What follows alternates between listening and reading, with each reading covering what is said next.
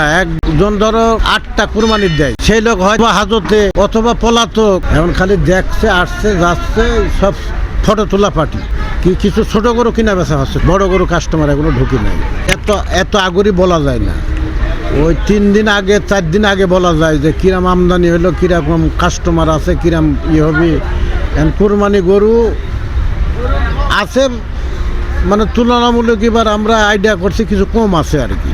বাড়তি আপনার খাদ্যর দাম বাড়তি, আর ওই সব জিনিসের খরচা বেশি, খেরের দাম বেশি, পুরা ভুসির দাম বেশি। কুরবানির সময় এমনি একটু বাড়ি যায় আর কি, তুলনামূলক ওই সাবেক বাজার থাকে না। এখনো কিনে বেচা আরম্ভ হয় নাই কাকা, এখন খালি দেখছে আসছে যাচ্ছে, সব ফটো তোলা পার্টি। কিছু ছোট গরু কিনা বেচা হচ্ছে, ছোট 80, 90, 1 লাখ, 1 লাখ 10। বড় গরু কাস্টমার এগুলো ঢুকি নাই। দাম তো এমনি বাড়তিচ্ছে, আর বাড়তে হইবে না, বাড়ার কোনো পরিকল্পনা নাই। আমরা আশা করছি এবার মানে কিনা বেচা একটু ভালো হওয়ার কথা আর কি, তুলনামূলক একটা আইডিয়া, মানে সরাসরি বলা যায় না।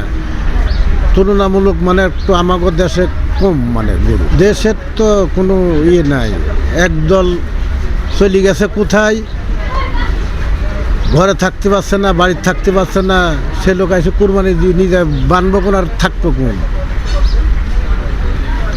এরকম ধরনের একটা প্রভাব পড়ার সম্ভাবনা আছে আর কি। আমরা আইডিয়া করছি আর কি, যারা কুরবানি প্রতি বছরে দেয় তারা কম বেশ দিব আর কি। দেখা যাচ্ছে তুলনামূলক একজন 1 বছরে 5টা দেয়, এবার 4টি দিব, একজন 3টি দেয়, এবার 2টো দিব, কুরবানি হইব আর কি। গতবার আমরা একটা আইডিয়া গেছিলাম যে কম হইব, তে গতবার তো কম হয় নাই আর কি, কিছু কম হয়েছে। একটা অংশ আমলিগের যে পরিস্থিতি, তারা তো কেউ বড় বড় নেতারা ধরো জেলে, কেউ পলাতক, কেউ এরা তো কুরবানি দেয়, এই জিনিসটা তো তারা সদরে আসি দিতে পারতেছে না।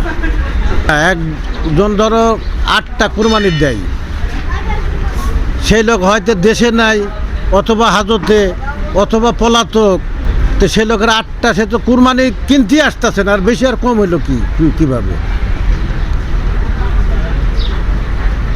এই প্রভাবটা আমরা একটু ধরে রাখছি যে একটু পড়তে পারে আর কি। যারা গরু কিনা মনে করি যেসব কাস্টমার আছে আমাদের, এখনো গাবতলি ভাড়া দেয় নাই, তারা বলতে কেউ 22 তারিখে আসবে, কেউ 23 তারিখে, কেউ 24 তারিখে, এইটা বলা যায়।